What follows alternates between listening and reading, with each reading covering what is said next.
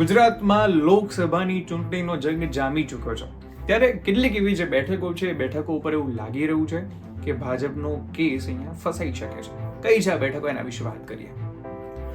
નમસ્કાર મિત્રો, હું છું મહેશ રાજગોર. તમે જોઈ રહ્યા છો માધ્યમ. છેલ્લી બે ઇલેક્શનથી 2014 અને 2019 ની જો આપણે વાત કરીએ તો બંનેની અંદર ભાજપે ક્લીન સ્વીપ 26 માંથી 26 બેઠકો જીતી હતી. પરંતુ આ વખતે જો આપણે વાત કરીએ તો કેટલીક બેઠકો એવી છે જેની અંદર ભાજપનો પેચ ફસાયો છે અને ભાજપ પોતાની પૂરેપૂરી મહેનત કરશે કે આ બેઠકોને પોતે કવર કરી શકે. સુરત, અમદાવાદ, આ વડોદરા, બધી બેઠકો સેફ બેઠકો છે. એમાં ખબર છે કે ભાજપ જો અગર થાંભલાને પણ ઉભો રાખશે તો એ જીતી જશે. પરંતુ જે બેઠકો ઉપર પેચ ફસાયો છે એની પહેલી બેઠક છે બનાસકાંઠાની બેઠક. બનાસકાંઠાની બેઠક ઉપર ગેનીબેન ઠાકોરને જ્યારે કોંગ્રેસે ઉતાર્યા છે ત્યારે બહુ મહત્વનું થઈ ગયું છે કે ઠાકોર સમાજ એની સામે ચૌધરી સમાજના રેખાબેન નવા ઉમેદવાર છે. ગેનીબેન ઓલરેડી ધારાસભ્ય રહી ચૂક્યા છે, એક બહુ પોપ્યુલર નેતા છે, લોકો સાથે કનેક્ટ કરતા એમને આવડે છે. તો એટલા માટે થઈને આ જે બેઠક છે એ બહુ મહત્વની બેઠક છે. બેઠક ફસાયેલી છે થોડી ભાજપ માટે, ભાજપ વધારે મહેનત કરી શકે છે. બીજી એની બાજુવાળી પાડોશી બેઠક એ છે પાટણની બેઠક. પાટણની બેઠક એવી બેઠક છે જ્યાં ઓલવેઝ ભાજપ થોડુંક સ્ટ્રગલ કરતું હતું, કારણ કે જે ટિપિકલ ભાજપનો મતદાર છે પાટણમાં ઓછો છે. તમે જોશો કે પાટણની જે વિધાનસભાની બેઠક છે એમાં પણ કોંગ્રેસ જીત્યું છે.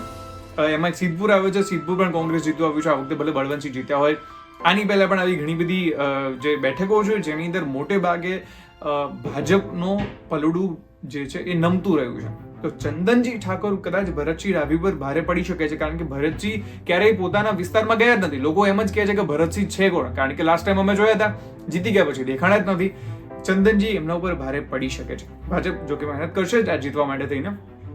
ત્રીજી જે બેઠક છે ભરૂચની બેઠક છે. ભરૂચની બેઠક એક એવી બેઠક છે કે જે હોટ સીટ છે આ વખતે. એક બાજુ ચૈતર વસાવા આમ આદમી પાર્ટીના, જેના માટે થઈને કોંગ્રેસે અહેમદ પટેલના પુત્ર અને પુત્રીને નારાજ કરે એ વ્યક્તિને ટિકિટ આપી છે, કારણ કે કોંગ્રેસને ક્યાંક એવું લાગ્યું હશે કે આ બેઠક ઉપર આપણે ટક્કર આપી છે. 6 ટર્મથી હારીએ છીએ, 7મી ટર્મમાં તો જીતવું છે. એટલા માટે મનસુખ વસાવા, એમની સામે ચૈતર વસાવા છે. એક બીજી આદિવાસી બેઠક બહુ રસપ્રદ બની છે. એ બેઠક છે અત્યારની વલસાડની બેઠક, કારણ કે ત્યાં અનંત પટેલને ટિકિટ આપી છે. જેટલા ચૈતર વસાવા પોપ્યુલર છે આપમાંથી એટલા જ અનંત પટેલ પોપ્યુલર છે.